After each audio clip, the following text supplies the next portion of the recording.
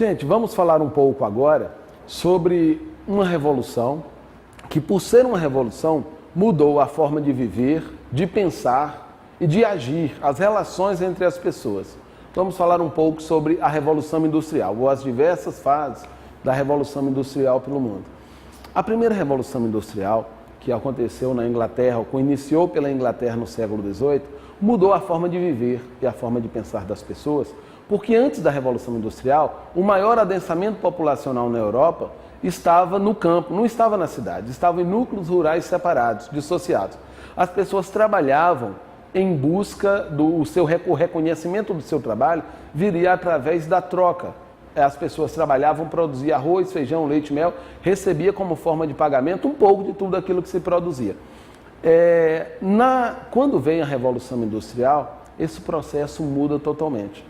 Na indústria, a indústria não estava localizada no campo, a indústria estava localizada na cidade.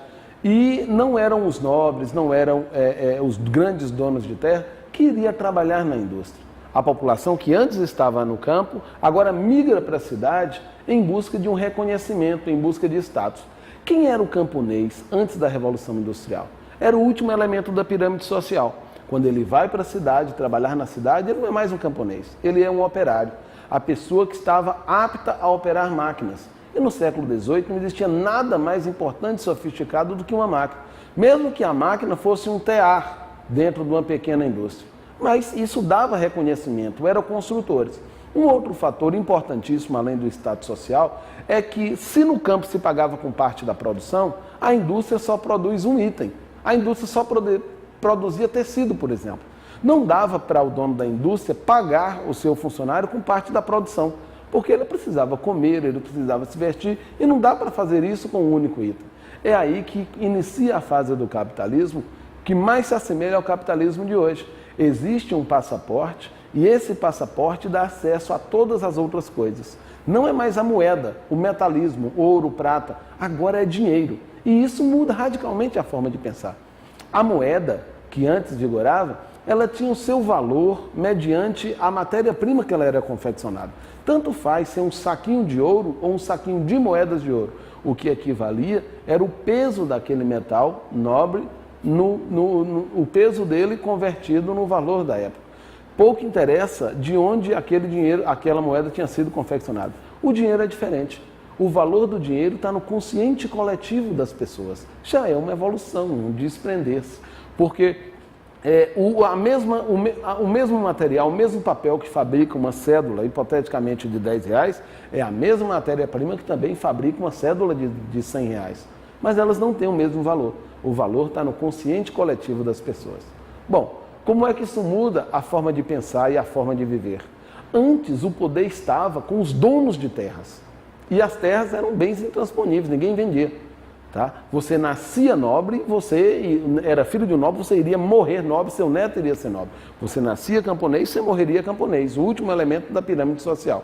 Mas com o dinheiro é diferente. Agora trabalhando exaustivamente, muitas horas por dia durante muitos anos, você pode acumular capital, e inclusive ter terras. Porque o importante mais não é o dono de terra. De nada adiantava você ter muitas terras e ninguém produzindo nessas terras, isso não te levaria até o dinheiro, diferentemente de você ter muito dinheiro, e esse dinheiro te daria sim acesso às terras, inclusive às terras do céu. Não nos esqueçamos que a igreja fez isso durante muito tempo e as indulgências serviam para mostrar isso. Isso formula uma corrente de pensamento que vigora depois da Revolução Industrial, chamado possibilismo geográfico. No possibilismo geográfico, fundamentado pelo geógrafo francês Paul Vidal de Lablache, pensava-se da seguinte forma: tudo é possível desde que haja investimentos de capitais.